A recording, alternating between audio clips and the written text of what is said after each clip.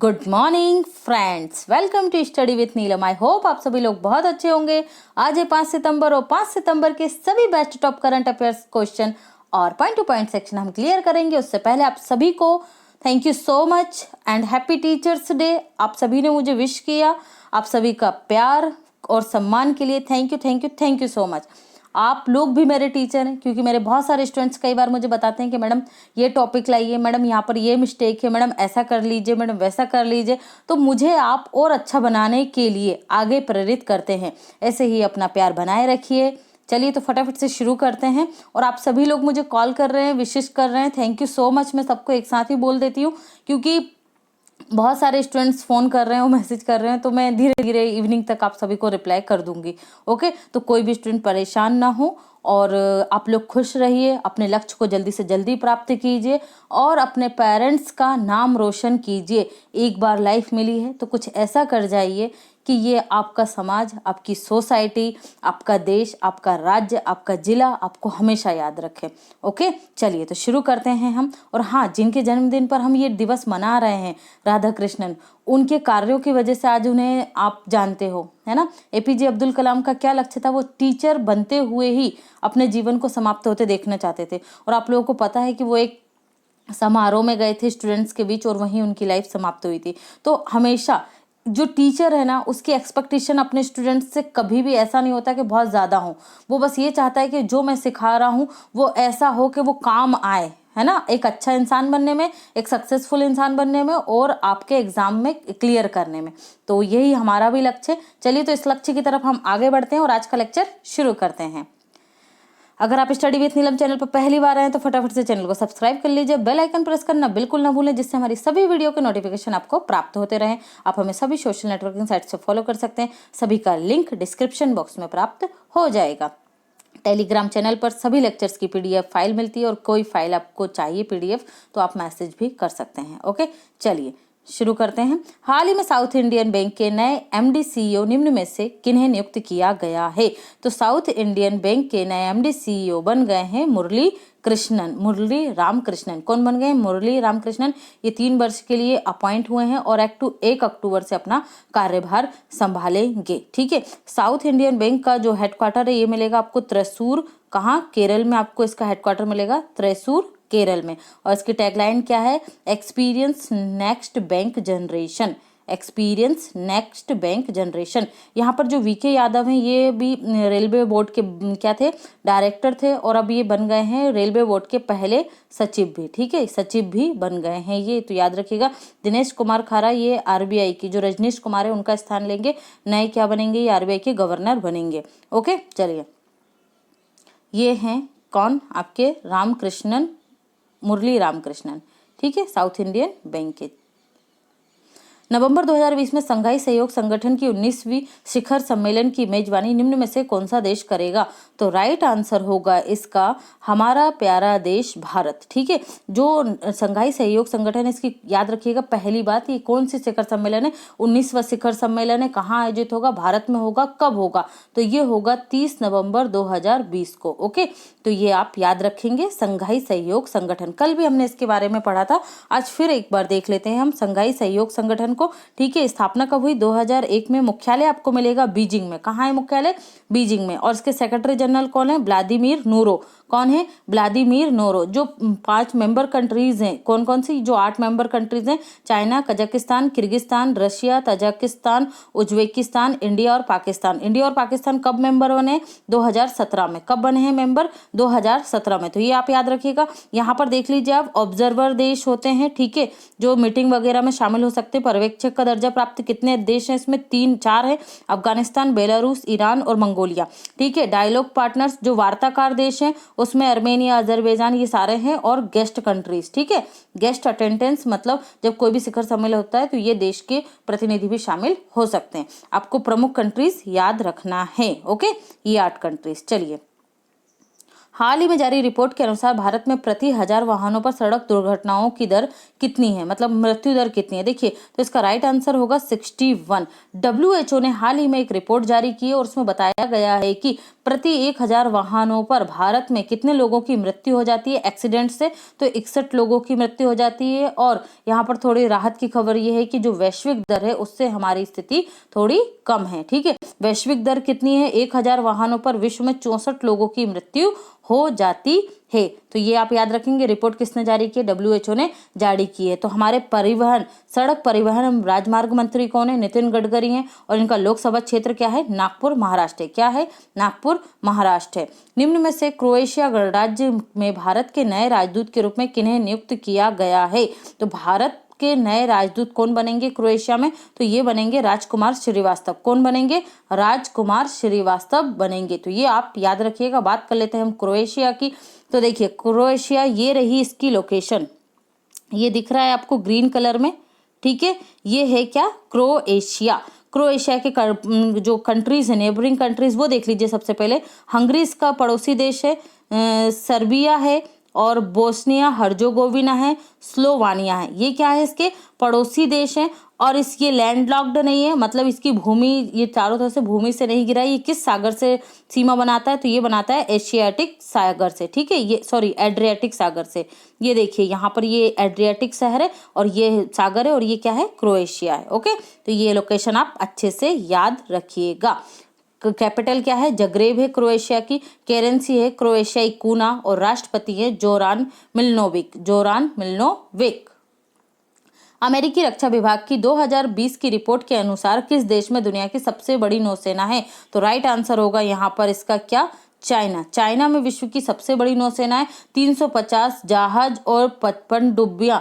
इससे क्या हो रही है? चीन की क्षमता बढ़ती जा रही है। और अमेरिका इस लिस्ट में दूसरे स्थान पर, जहां पर क्या है? 293 जहाज हैं। कहां पर? समुद्री क्षेत्र में। ओके, तो ये चीन की क्या हो रही है? नौसेना सबसे मजबूत स्थिति में आ गई है। किसने जारी की है ये रिपोर्ट? अमेरिकी रक्षा विभाग के द्वारा जारी की गई है। तो ये आप याद रखेंगे। ओके, चलिए बढ़ते हैं अगले क्वेश्चन की तरफ। तो यहाँ पर हम चाइना की बात करेंगे। उससे पहले ये रही लोकेशन चाइना की, और ये है हमारा प्यारा भारत। ओके, आप लोग सभी को पता है अभी चाइना ने सिरदर्द करके रखा है, और भारत और हमारे रिश्ते क्या हो रहे हैं? चाइना के और भारत के रिश्ते गड़बड़ झाला चल रहा है सारा। मतलब इस रिश्तों में कड़वाहट आई हुई है और चरम सीमा पर पहुंच रही है।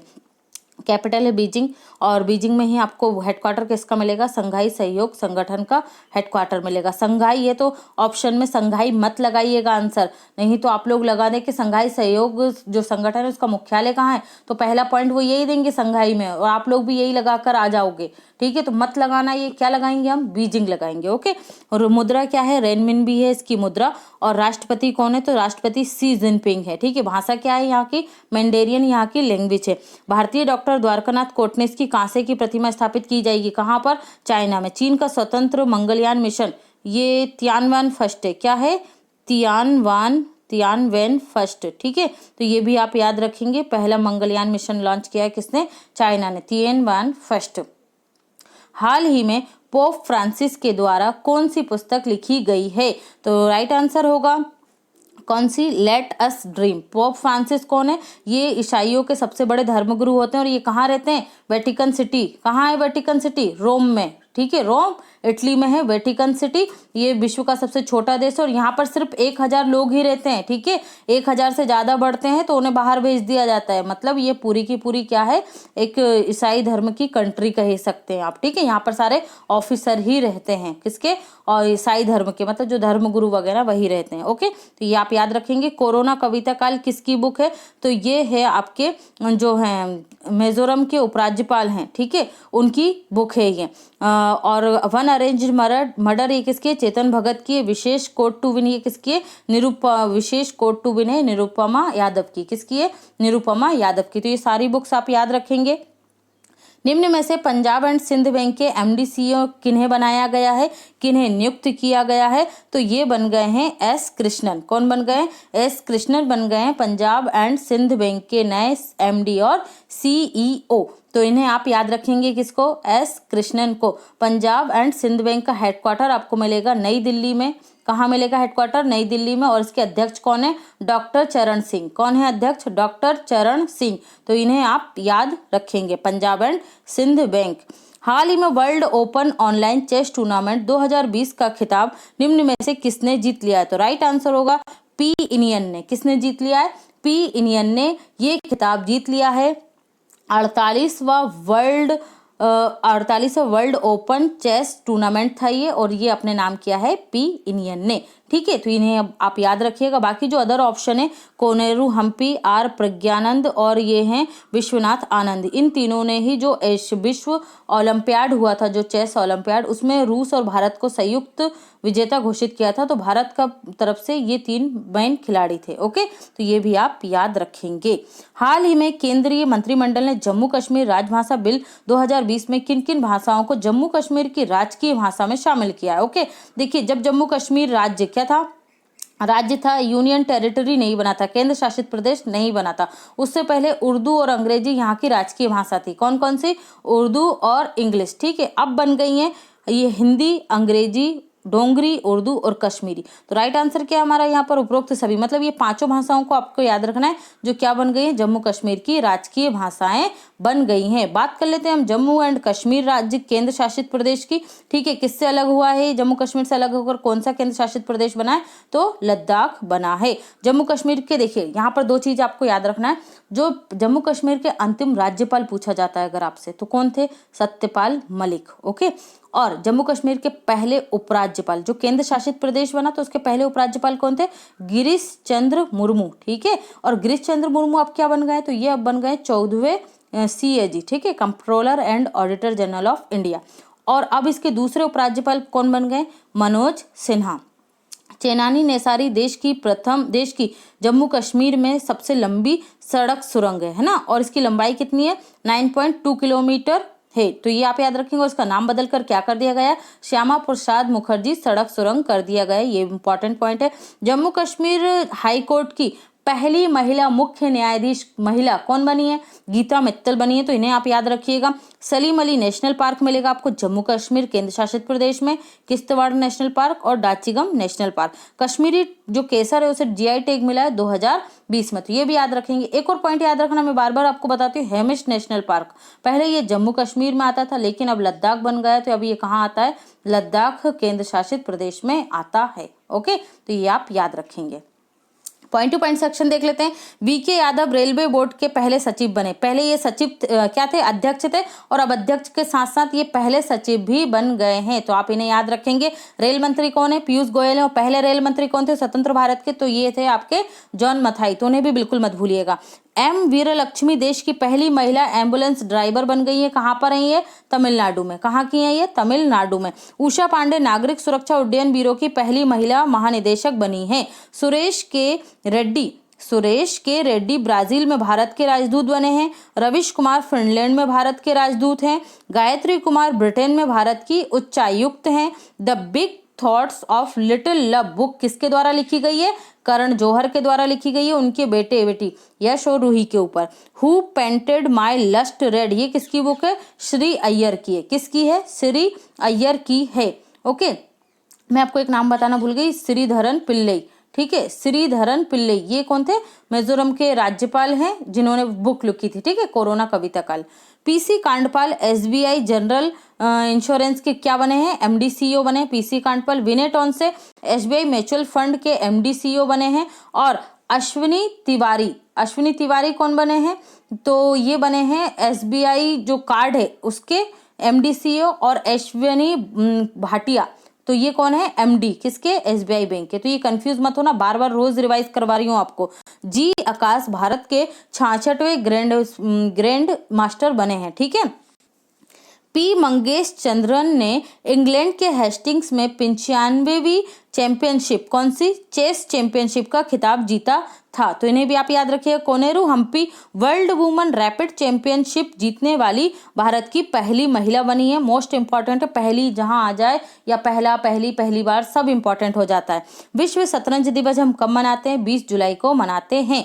अडानी ग्रुप ग्रिड को सौर ऊर्जा क्षमता के मामले में विश्व में नंबर 1 कंपनी का दर्जा प्राप्त हुआ है। कितनी है इसकी क्षमता?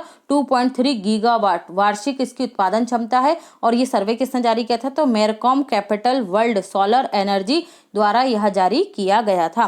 छत्रपति शिवाजी सांख्यिकी और कार्यान्वयन मंत्रालय के नए सचिव नियुक्त किए गए हैं। कौन है मंत्री? सांख्यिकी और कार्यक्रम कार्यान्वयन मंत्रालय के, तो ये हैं राव इंद्रजीत। कौन है? राव इंद्रजीत, याद रखिएगा। राष्ट्रीय सांख्यिकी दिवस 29 जून को मनाया जाता है और विश्व सांख्यिकी दिवस 5 वर्ष के अंतराल पर 20 अक्टूबर को मनाया जाता है। ओके। अजय कुमार भल्ला ये कहाँ के सचिव बने थे? तो ये हैं गृह मंत्रालय में सचिव हैं। अरविंद्र कुमार शर्मा सूक्ष्म लघु और मध्यम उद्योग के सचिव हैं। और इसके मंत्री कौन है? सूक्ष्म लघु और मध्यम उद्योग के, तो ये भी नितिन गडकरी है। ठीक है, सड़क परिवहन मंत्री और सूक्ष्म लघु मध्यम उद्योग मंत्री दोनों ही मंत्रालय नितिन गडकरी जी के पास हैं और बहुत ही अच्छा काम कर रहे हैं ये दोनों मंत्रालयों में। गिरधर अरमाने ये परिवहन मंत्रालय में क्या है? मंत्री हैं। ठीक है, तो ये सचिव हैं, याद रखिएगा। United Nation global e waste ranking में विश्व में प्रथम स्थान पर कौन है? चीन है। मतलब जो आपका इलेक्ट्रॉनिक वेस्ट निकलता है वो सबसे ज्यादा किस देश में निकलता है? चीन में निकलता है। आर्म्स ट्रीटी में शामिल होगा कौन? चाइना। बीजिंग में 2022 के, ये बहुत ज्यादा इंपॉर्टेंट है, याद रखिएगा। आगामी खेल प्रतियोगिताओं से एक क्वेश्चन जरूर बनता है एग्जाम में। ठीक है, और आपको मुश्किल से 10 से 20 पॉइंट ही याद रखना है आगामी खेल प्रतियोगिताओं के। मैं डेली रिवाइज करवा रही हूँ, डेली वीडियो को देखिए, डेली फॉलो कीजिए। और अगर वीडियो पसंद आ रही है तो लाइक करने में कोई भी कंजूसी बिल्कुल मत कीजिएगा। ओके फ्रेंड्स, देखिए बीजिंग में 2022 के विंटर ओलंपिक आयोजित होंगे और इसका जो शुभंकर है वो क्या है? बीन ड्वेन और शॉन रॉन। ठीक है, इसका शुभंकर है, याद रखिएगा। 2022 में एशियन पैरा गेम्स कहाँ आयोजित होंगे? चीन में होंगे। ठीक है, इसका शुभंकर क्या है? फेई। क्या है? फेई। 2023 में तीसरे एशियन यूथ गेम्स चाइना के संटाओ में होंगे। कहाँ होंगे? संटाओ में चाइना के तीसरे एशियन यूथ गेम्स होंगे 2023। ये तीसरे हैं, ये 23 है, तो याद हो जाएगा। 2022 में 19वें एशियन गेम्स चाइना के हांगझू में होंगे। ठीक है, और इसका शुभंकर क्या है? Smart triple eight. ठीक है, न्यूजीलैंड क्रिकेट टीम के मुख्य कोच कौन बने हैं दोबारा? तो ये गैरी स्टीड बन गए, दूसरी बार इन्हें नियुक्त किया गया गैरी स्टीड को। और हाल ही में डेविड कैपल जो थे इंग्लैंड के ऑलराउंडर खिलाड़ी थे, इनका निधन हो गया है, तो इन्हें भी आप याद रखेंगे। क्वेश्चन ऑफ द डे है, हाल ही में हिंदुस्तान शिपयार्ड के नए CMD निम्न में से कौन बने हैं? कल का आंसर किसी ने नहीं दिया था, तो किसी का नाम अनाउंस नहीं किया जाएगा। ओके फ्रेंड्स, चलिए, तो थैंक्स फॉर वॉचिंग और अपना ध्यान रखिए। Again happy teachers day to all of you. Thanks for watching and take care.